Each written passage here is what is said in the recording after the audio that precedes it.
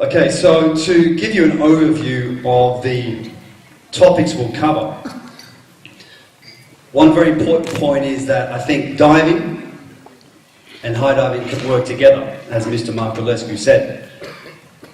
And also we'll briefly cover the competition format so you can understand the basic rules of high diving. And of course we'll go into more detail about the specific skills relating to the discipline of high diving. And we'll also briefly cover some facilities that we have around the world and the latest changes in regards to the FINA facilities guidelines.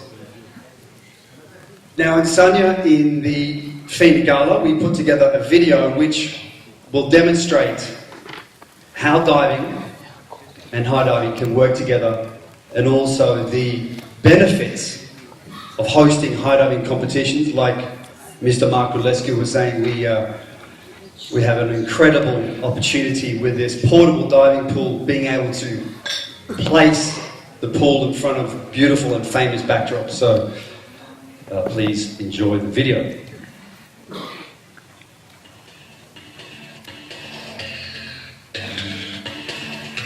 The sport of diving and now high diving can shine brightly together. We are taking these sports to greater heights than ever before, and we're not just referring to the height of the platforms.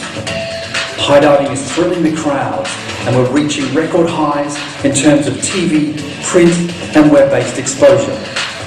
Despite a commonly held belief that high divers are daredevils, these athletes are amongst the most disciplined and well-trained in the world. This sport is truly professional, with clear regulations and codes to ensure its place in history. The rules derive from diving, and the skills are performed in a similar fashion, with the exception of landing feet first. Former Olympic divers and Olympic medalists have successfully transitioned to high diving, which demonstrates the high technical standard we're seeing in competitions. Diving and high diving already play a vital role together. These two codes will continue to support each other in a thriving community of international athletes. There are three pathways to consider for the future development of athletes. Firstly, there are junior pathways with feet-first competitions from 10-metre platforms in conjunction with dives from 16 metres. Secondly, there are great opportunities for elite divers transitioning to high diving. Thirdly, the maintenance and development of skills for active high divers. High diving can provide career opportunities and a lifestyle choice which importantly keeps people actively involved in aquatic sports. Hosting high diving competitions can be a new and attractive way to put your federation and your country on the map. This sport makes for exciting viewing for the spectators on site. At one location in France, there was an impressive turnout of 70,000 enthralled spectators. In addition, it provides exhilarating action for the TV audiences. One new and exciting prospect is the portable diving pool, which was used for the very first time at the FINA World Championships in Budapest. And what makes this pool so unique? It gives you the potential to take it to where the crowds are. It can be conveniently placed in front of famous backdrops such as the Eiffel Tower or London Tower Bridge, which of course provides spectacular images. In summary, high diving events can have a tremendous economic effect on your nation. Be sure, diving and high diving is here to stay.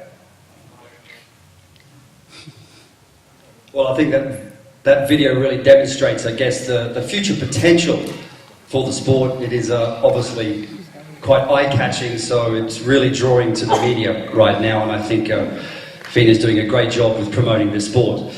Now, just a few messages for the diving coaches. Now, to be honest, you already have around about 80% of the knowledge, in my opinion, required to be a high diving coach. So the only things really missing are the lead-ups. You know, what sort of lead-ups do you need to do, and the correct rotational speed. The other fundamental difference is, of course, the entries. Yes, you guys are diving head first, we're diving feet first, but this is something that we can easily teach you, of course, with patience and with time. So I think there's 3 pathways to consider, yes, junior. In England, we already have junior feet first competitions in Plymouth, like we saw in the video. And there's a young talented diver called Aidan Hislop. So he's currently diving and competing, but at the same time he's also training for high diving. So his eyes are set on the discipline of high diving. Now we can also look at, well, elite divers transitioning to high diving. And I think Gary Hunt, for example, is a great example. And Lindsay used to coach Gary Hunt, and she did a fantastic job with him and gave him an excellent technical background in diving, great aerial awareness, and he has had, let's say, a very successful career, FINA World High Diving Champion, 6 times Red Bull Cliff Diving World Series Champion. Also, if you have high divers in your program already, talk to them, find ways to perhaps support them with additional equipment, additional coaching support. So it's important to communicate and keep those pathways open. Now, in regards to coaching, I think it's very important we use the expertise of elite diving coaches. We can help improve the technique of the current high divers, and they can also support the high diving coaches. I mean, you guys are up to date with the latest biomechanics, the latest techniques, so help the high diving coaches and vice versa. So the high diving coaches, or perhaps the athletes, can pass on that knowledge to share the information about the lead-ups and any specific techniques relating to the sport of high diving. Now, one component of high diving is trampolining skills. We use a Barani. Now, a Barani is basically a front somersault with a half twist, so we use that skill and apply it to high diving. So I think if you can draw on the expertise of trampoline coach, perhaps you can run some workshops. I think everybody can learn from this. Okay, really briefly, we'll get into the rules of high diving. So there are 4 dives for the men, 1 easy dive, 1 intermediate dive, I'll explain that shortly, 2 optional dives, 2 difficult dives. So the required dive is here, then there's an intermediate dive sitting in the middle between the required and the optional dives. So for the women, pretty much the same, 4 dives, 2 requireds and 2 optional dives. To break down the rules a little more, the required dive and the intermediate dive are grouped together as 2. Also, the women's 2 required dives are grouped together, and what you have to do is choose from the 5 groups. So it's about takeoff direction. So one can be in a front takeoff, the other one can be a back takeoff, or inward, reverse. You can choose from those 5 groups. In regards to the optional dives, you choose from 10 groups, okay? So forward, back, reverse, inward, and then the twisting groups. So for example, one can be a front 4 somersaults, the other one can be a front takeoff as well. So front 4 somersaults with 1.5 twists, so you choose from the 10 groups. At the moment, to be decided, but we're discussing ways to have a junior format, perhaps an age group bracket of 15 to 17, diving from, say, 10 to 15 metres, maybe 16, with 3 dives. So 2 required dives and 1 optional dive. We're also considering a stepping stone bracket. It's not a junior competition, but 18 to 21 years of age. And particularly for the men, making that jump to 27 metres is quite difficult, so important to have that stepping stone of, say, 23 to 24 metres, just to develop that confidence before working your way up to the 27-metre tower. Okay, getting into the details of coaching high diving. So we'll talk about the specific skills. Once again, the Barani, which is taken from the discipline of trampolining, and we'll also talk about how we develop that confidence to go to 20 metres to 27 metres. Of course, we just don't start from ground zero and go to that height. We work our way up in small increments. And then we'll talk about the lead-ups and dive progressions that we have. Okay, so a fundamental part of high diving, once again, is the Barani. With discussions from the trampolining coaches, they were saying that it's best to try and teach the Barani from a C position or a B position. Why? So what they're saying is that it stops the Barani being initiated or starting to twist too early. And when you twist too early, this starts to cause some problems with the entry, and particularly with multiple twisting dives. So I put together a video a couple of years ago which will highlight and demonstrate how the trampoliners will teach the Barani, and also how the Barani is related to the sport of high diving.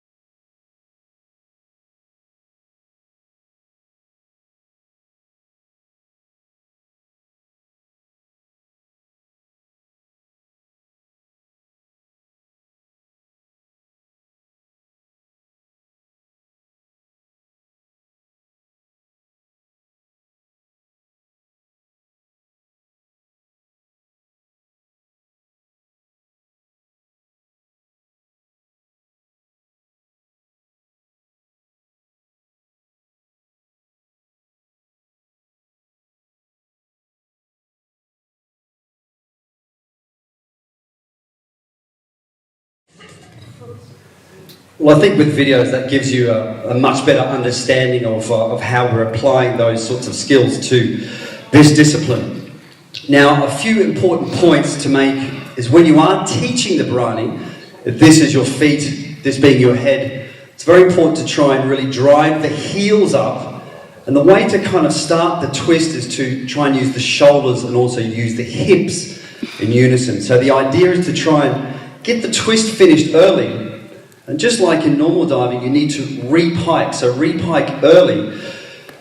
And a few important observations we made is to make sure you are in the pike position. When you lift your chest, the arms come to the body in unison at the same time. So by observing the athletes that are performing the dives well, we've started to come to these conclusions. Perhaps in the future we may start to adapt and change this, but for now this seems to be working relatively well. So sometimes you'll see the athletes closing the arms early and you'll start to see a bit of over-twisting and some control problems on the entry. Perhaps it's better to be slightly slow, because at the end of the dive it gives you that opportunity to re-pike, to bend. So some of the acrobats and the trampolinists will really stretch the Barani, but you run the risk of, to be honest, over-rotating. And just like in diving, if you land with your arms above your head, maximum score of 4.5. So it's very important to be in control and to have the right rotational speed. Now, Barani out. What is a Barani out? It's basically doing the front somersault with a half twist out of a skill, out of a front 1.5, out of a twist, out of a front 2.5. So that's what a Barani out means. So it's important to practice the Barani on the trampoline. You can also practice the Barani on a 1 meter springboard. Like I was saying, perhaps from a C position or a B position in the beginning to stop the twist being initiated too early. Step by step, teaching the Barani out. One simple way to do it is front 1.5 on the 1 meter springboard. Land over. Use the same takeoff, same rotational speed on the 3 meter springboard. So they do a front 1.5 and then they need to look at the water, then initiate the Barani. Try to get them to think of it like it's two skills. So you don't want them getting confused. Think 1.5, then initiate the twist. So this next video will demonstrate the progressions to learn the Barani out, which is one of the most crucial parts of the sport of high diving.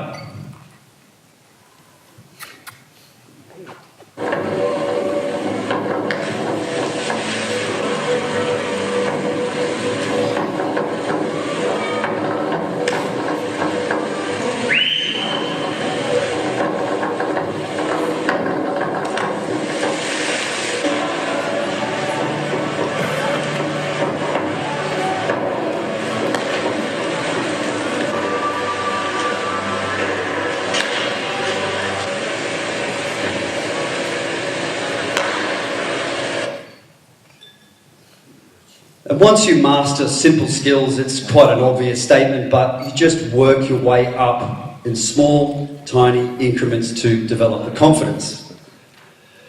Now, once again, just to recap, teach it from the C position or B position. It's not the only way to do it, of course. I mean, as diving has evolved, I'm sure we'll evolve with the sport of high diving, and everybody will find their own way to do it. Once again, I want to reinforce the separation of skills. Always think 1.5. Then think about performing the Barani.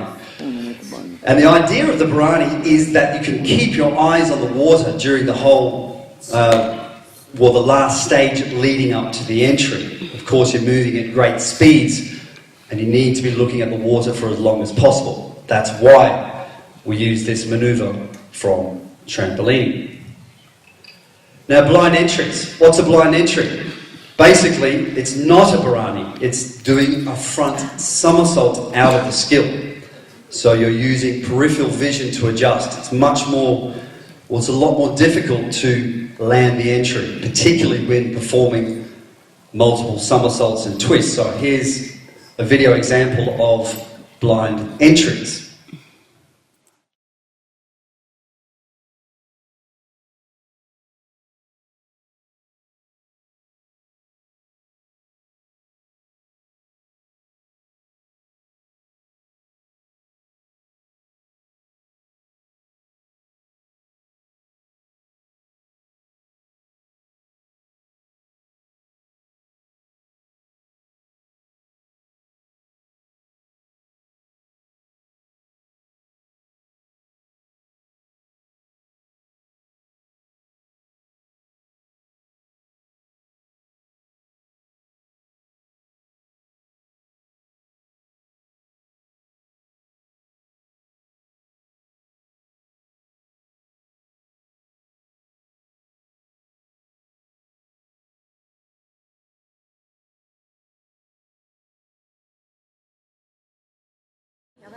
So pretty impressive diving, but I have to give you a word of warning. It is very, very difficult to execute those blind entries, particularly with those multiple somersaulting and twisting dives. When it's 2.5 somersaults, 3 somersaults, very, very easy to over-rotate. However, for the required dives, I think, once again, required dives can be very graceful. This flying front is one of the most beautiful dives, in my opinion, to watch. So, one way to learn how to perform a flying front, for example, from 27 meters, the lead up and the speed is basically a front dive straight from a 10-meter platform. That would be the style of takeoff and the rotational speed.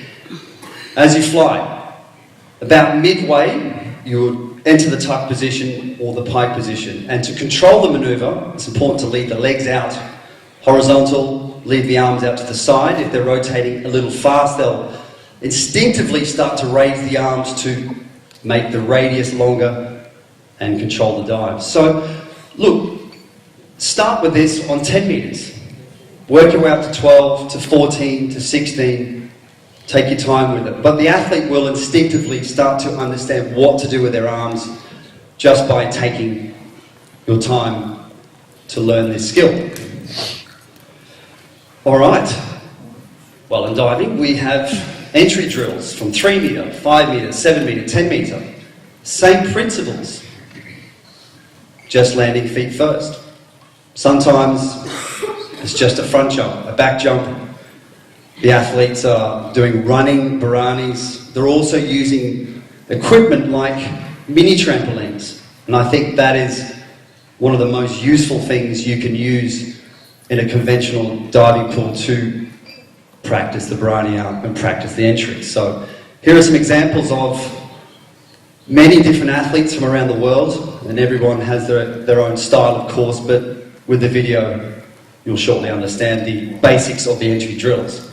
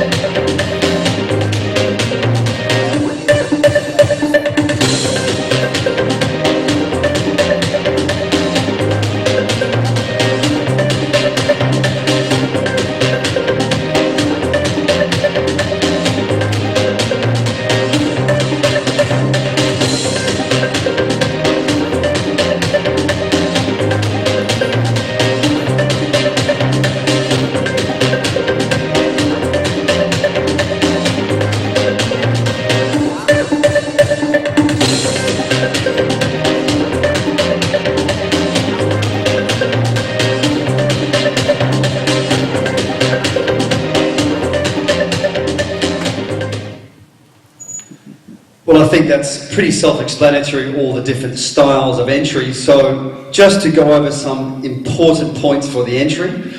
One is to make sure the arms stay nice and lateral. Once again, reiterating, lifting the chest, arms coming to the body at the same time. And just keep the head neutral on entry. Much like you would stand on a 10-metre platform, keeping the chin in, everything nice and in line. So keeping the arms in a lateral movement for the entry helps. Like head-first entries, of course you want the hands nice and flat to create a rip entry or to create a hole for the body to pass through. So the idea is to keep the feet fairly flat with the heels slightly raised. Most of the athletes are placing their arms more or less somewhere in the front like this. So you can use imitations for entry drills just like you would in conventional diving, practicing this skill over and over to create repetitious movements to remember the skills.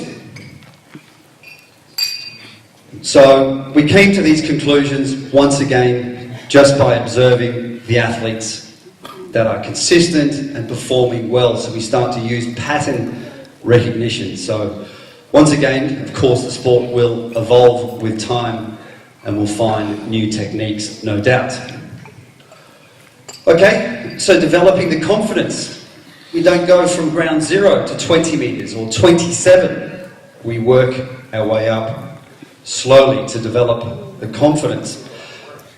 Most of us come from a diving show background. We would have these high diving ladders with these adjustable platforms so we could move the platform from 10 to 12 to 16 to 18. So we recommend height increments of 2 to 3 metres to slowly work your way up.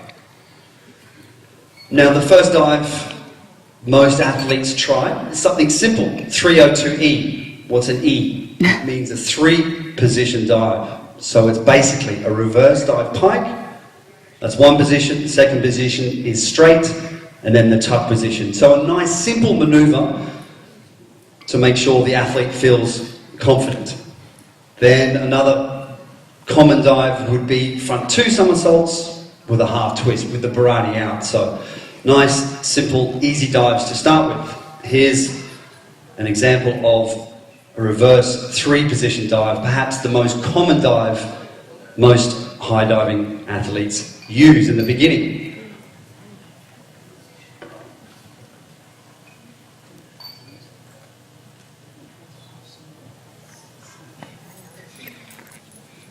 Okay, so there's the next section, which is about lead-ups. I mean, what sort of lead-ups do we use? As a general rule of thumb, the men, they'll perform their lead-ups from a 10-metre platform for their optional dives, landing feet first, not head first, and that is to find the correct rotational speed. Some of the lead-ups are done from 7.5 metres, so a reverse 1 somersault with 3.5 twists, in preparation for reverse 2 somersaults with 4 twists from 27 metres. 3-metre springboard is also a beneficial tool to use, particularly with the front twisting, multiple twisting dives. Gary Hunt uses the 3-metre springboard regularly. And once again, we can demonstrate the lead-ups with a video. And what we've done is put the lead-up from the lower platforms, and then directly after you'll see the example of the high dive, so you can begin to understand the relationship between the two.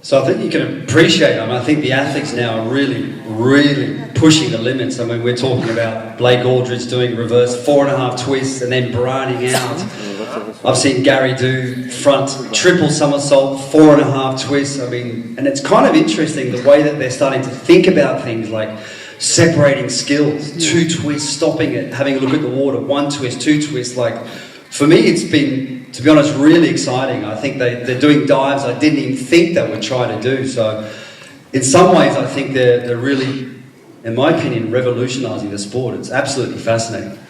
And the women as well, I mean, superb what they're achieving at the moment. So to go over the basic fundamentals, in principle, if you're talking about an optional dive, a difficult dive for the women, the lead up would be a feet first entry from 7 metres, or the other option is a head first entry from 10 metres. An example, if you want to do a back 3 somersaults with 2 twists on a 20 metre tower, the lead up is simple. Back 2.5, 1.5 twist on 10 metre. That is the correct rotational speed to apply to the 20 metre platform. Let's talk about the required dives. Simple example, once again, front double somersault, Barani out. The lead up is head first, front 1.5 from 7 metres, not 10 metres. And that will provide you with the correct rotational speed. So it's very specific. You've got to find the right takeoff for the right dive to make sure the athlete is not under-rotating or over-rotating. Once again, let's look at a video to show some examples of how to prepare lead-ups.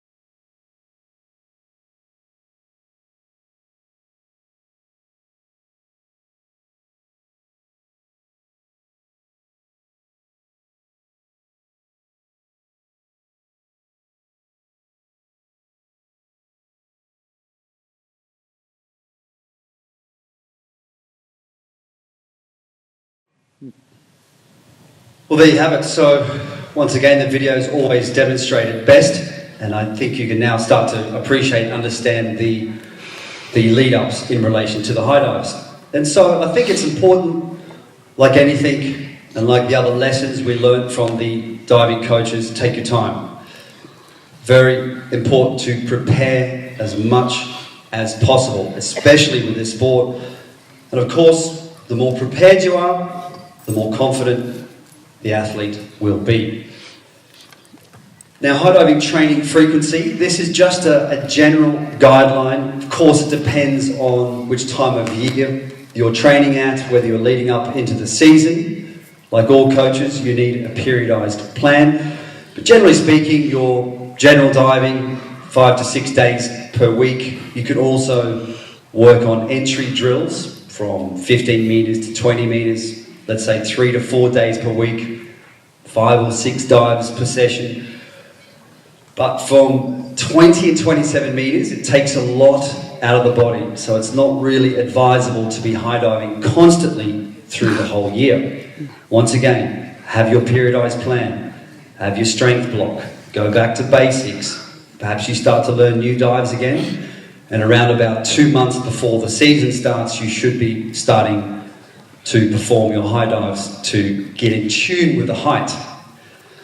In competitions, generally, we have 2 to 3 days of training leading up to the competition. I would say a maximum you would see 5 to 6 dives in one training session. But generally speaking, most athletes 2 to 4 dives per session, per day, and then just before the competition, 1 or 2 warm-up dives. So this is not like conventional diving. We can't load the body with the same amount of repetition. So we need to really think carefully and plan your training appropriately, especially for competitions. The psychology, once again, preparation. I can't emphasize that enough. Use all the resources, use all the facilities that you can get your hands on, and be motivating. Be positive with your athlete. You really need to get them prepared, get them psyched up to be energized to face the challenge from these heights. But just try and do your best, like as always, similar principles to diving. Try and keep your athlete mentally balanced, do everything right. Typical injuries, the most common injury is this, the groin. So the legs want to be pulled apart by the impact. Lower back injuries, similar to diving, and I would say the neck as well. Particularly with those blind entries, we're seeing some disc injuries in that region. Great photo to show how that water, it really does want to pull apart. The men seem to be struggling with these kind of injuries more so than the women. Find sport-specific exercises to replicate the entry, holding, squeezing for 2 to 3 seconds. You can see the body tension required upon entry. Strength training, of course, it's important to really focus on the groin exercises, movement-based as well as isometric, and then really try to develop that neck strength. Artem Sulchenko from Russia does a lot of blind entry, so he does a lot of work with that lateral and forward and back motion to stay strong. Once again, keeping your core and back in good physical condition is key. Here's an example of a groin exercise. So you can use a chair, put one leg on it, static or isometric based. Facilities and equipment. So some examples of what other nations are doing. So Vladimir Putin actually met directly with one of the athletes and he pledged to support a high diving program in Russia. In addition, they have a 20-meter platform in the roof in Kazan, and Mitch Geller and his team have also secured a platform in their roof in Montreal, and they're looking to expand to a more comprehensive training facility. This is probably the most, I guess, equipped facility, 3 meters, 5, 7, and 10. But the 10-meter platform, this is pretty special. It has a hydraulic lift, which can move from 10 meters up to 20 meters, and that's great for 2 things. Great for the lead-ups, to find that specific height the athletes like, and of course those new athletes we want to train, so we can really step it up in the right height increments, nice and slow. It also has a fixed 20 7-metre tower up the top as well, so probably the most comprehensive facility. With the new facility rules with FINA, there is a guideline now which allow outdoor pools or pre-existing pools with a water depth of 5 metres to have towers installed for training or competitions, just to be a bit more flexible so you can use existing pools that you may already have. Once again, like we saw in the videos, the mini tramp is a very, very beneficial tool for your high diving program. I recommend using this. Also the 2-metre box, so here are the basic dimensions. I think it's important that you have that little 30-centimetre overhang to protrude past the edge of the platform below. And then a little standing surface at the back of the 2-metre platform to stabilise and balance. Okay, we'll skip to this part. We've also included dimensions for platform heights ranging between 10 and 20 metres and 20 and 27, once again to allow those platform heights to have increments to work our way up to the top. Some examples of competition venues. This is Abu Dhabi. We always have a 5, 7 and a 10 and a 2-metre box, and of course the 20 and 27 metre towers. This is Kazan at the World Championships, but I have to say this was one of the most exciting things we've ever seen, the portable pool. And the whole idea is this: what can you do with it? You can place it anywhere you want.